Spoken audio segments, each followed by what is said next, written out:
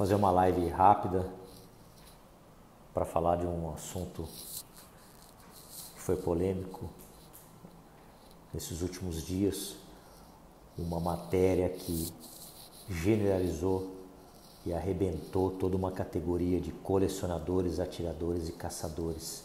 Um verdadeiro absurdo, colocando os CACs como nessa matéria vinculada aí, como se eles tivessem culpa das armas caírem na mão de bandidos ou mesmo cometerem crimes. E eu vou dizer por que é um absurdo. Os CACs, colecionadores, atiradores e caçadores, para você ser um CAC, você tem que ter capacidade técnica e psicológica para manusear uma arma de fogo. Você tem que ter uma ficha limpa, ou seja, você não pode ter antecedentes criminais. Você não tem antecedentes criminais. Quem é CAC não tem antecedentes criminais. Você tem que fazer cursos periódicos, cursos constantemente, você tem que treinar, você passa por avaliações. Então é um absurdo o que fizeram com essa categoria. Generalizaram, como se eles fossem os vilões, e isso é um absurdo.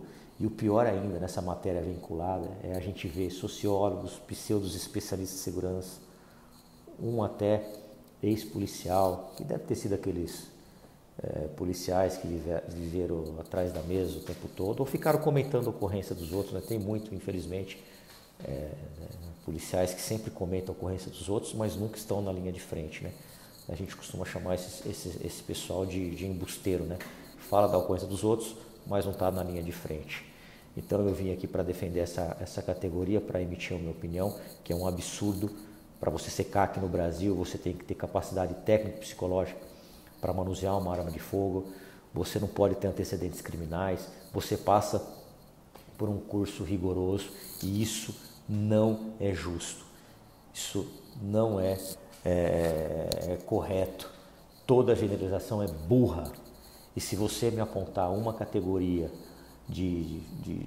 uma categoria ou mesmo uma profissão que não tenha gente ruim, me aponte uma, aí você pode tirar a primeira pedra. Então eu não aceito isso. Os CACs, além do porte de trânsito, eles deveriam ter o porte permanente, entendeu? E não é justo a gente culpar ou a gente querer induzir a população contra essa categoria, dizendo que as armas deles vão parar na mão do crime. Isso é mentira. O crime está assim no Brasil por causa de uma legislação fraca, de uma legislação ridícula, que só prestigia bandido.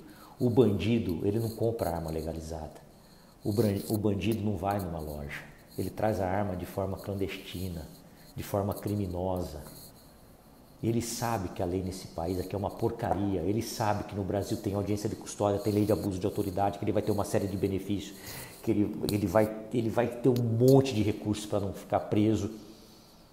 Por causa disso que o crime é alto nesse país. 70% dos criminosos brasileiros são reincidentes. Aí você quer generalizar, colocar a culpa numa categoria. Isso não é justo. Vamos culpar quem tem que ser culpado. Um país onde tem lei fraca, onde só prestigia bandido, aí sim a gente pode falar de quem é a culpa. Agora ficar generalizando, culpando toda uma categoria, isso é um absurdo. Isso é um absurdo. Para você ser CAC, você tem que ter capacidade, eu repito, capacidade técnica e psicológica para manusear uma arma de fogo. Você faz um curso, você passa por avaliações, você não pode ter antecedentes criminais.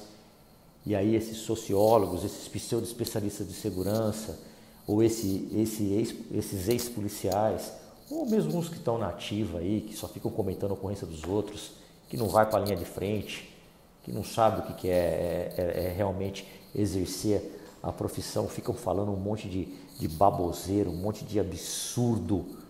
A gente não pode permitir isso no Brasil, a gente não deve permitir isso no Brasil, ficar generalizando toda uma categoria, arrebentando.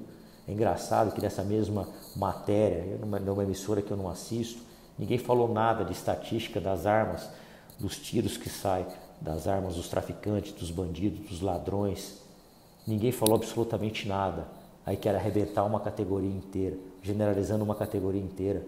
E eu repito, Qual categoria, qual profissão que não tem gente ruim que atira a primeira pedra? Então não é justo você pegar casos isolados e ficar massacrando. Façam essas estatísticas, senhores sociólogos e senhores especialistas de segurança, para saber quantas mortes tem nas costas de traficante, de bandido, de criminoso, de chefe de morro, de chefe de facção. Façam essa estatística, mas não, querem generalizar sempre as pessoas de bem. Outro absurdo também, você quer ver? Eu ouvi isso de um cara que ele foi agente de transporte de valores e ele comentou, puxa, eu me envolvi numa troca de tiro, matei 2 bandidos legitimamente e aí quando eu volto para minha casa, eu moro na periferia, não tenho uma arma para me defender. Você acha justo isso? Também tem que ter porte permanente, não pode ter só aquele porte transitório de ficar ali na empresa, trabalhar e deixar a arma, porque depois ele vai para a área que ele mora. E o bandido sabe disso, fica refém. A gente não pode aceitar isso. Nós não devemos aceitar isso. Toda generalização é burra, toda generalização é idiota e não dá para aceitar isso. Por isso que eu entrei nessa live, é uma live mais séria. Eu geralmente faço lives descontraídas, mas hoje não dá. Entendeu? Quando a gente vê esse tipo de coisa, outra coisa que me deixa extremamente chateado, porque eu já passei na pele por isso. Eu, graças a Deus, 99% das minhas entrevistas foram de ocorrências que eu estava lá, foram de ocorrências que eu dei a cara a tapa, foi de ocorrências que eu estava na linha de frente, foi de ocorrências que eu já estava num confronto que eu cheguei a ser, inclusive, alvo, entendeu? Eu não fiquei lá falando do meu gabinete ou do meu escritório, ou falando lá não sei da onde, dando entrevista enquanto os outros estavam trabalhando, eu estava lá na linha de frente. Então eu tenho ocorrências que o bandido atirou em mim e ele estava atirando assim, ó, do jeito que eu estou mostrando aqui, ó, numa moto. Eu vou repostar esse vídeo porque esses tiros foram em minha direção e na direção do Finado Fogaça, que Deus o tenha.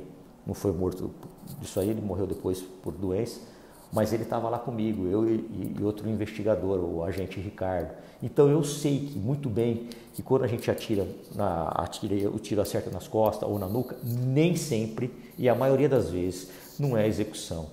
É mais uma generalização burra, porque eu já passei por isso e eu vou repostar esse vídeo.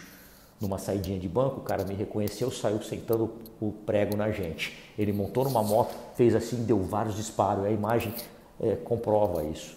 Então eu não aceito esse tipo de comentário, principalmente de especialistas de segurança que ficam no ar-condicionado e mesmo policiais que ficam lá só dando entrevista falando de ocorrências dos outros, ou de profissionais da área de segurança que ficam falando de ocorrências dos outros, mas nunca foram para a linha de frente.